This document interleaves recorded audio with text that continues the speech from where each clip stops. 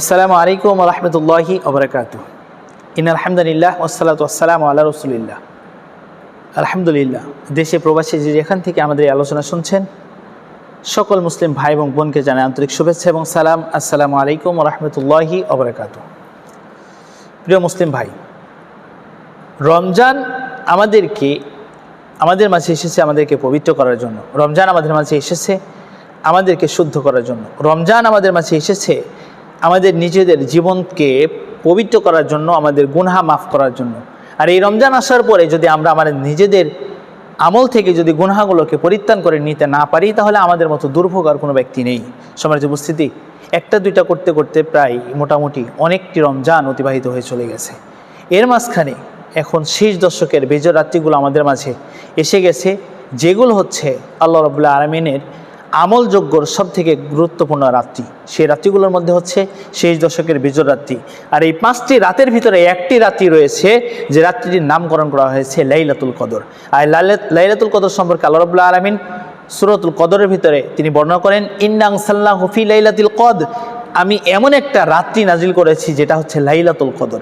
রাসূলকে বলা হচ্ছে, ওয়া মা আদরাকা মা লাইলাতুল কদর, হে রাসূল আপনি কি জানেন লাইলাতুল কদর কি? লাইলাতুল কদরি খায়রুম মিন আলফি শাহর, এটা এমন একটি রাত্রি যেটা আল্লাহ রাব্বুল আলামিন নিজে বলছেন এটা 1000 মাসের থেকে উত্তম। সম্মানিত উপস্থিতি, এই 1000 মাস হচ্ছে 83 বছর প্রায় কিছু সামথিং। আর এত বছর আমাদের গড় আয়ু বর্তমানে বাংলাদেশে নেই, তাই এত বছর বাঁচাও আমাদের জন্য অনেক কষ্টকর, কিংবা হয়তো বা সম্ভব হবে না। আমাদের তাকদীরের ভিতরে এত আয়ু অনেকে নাও থাকতে পারে।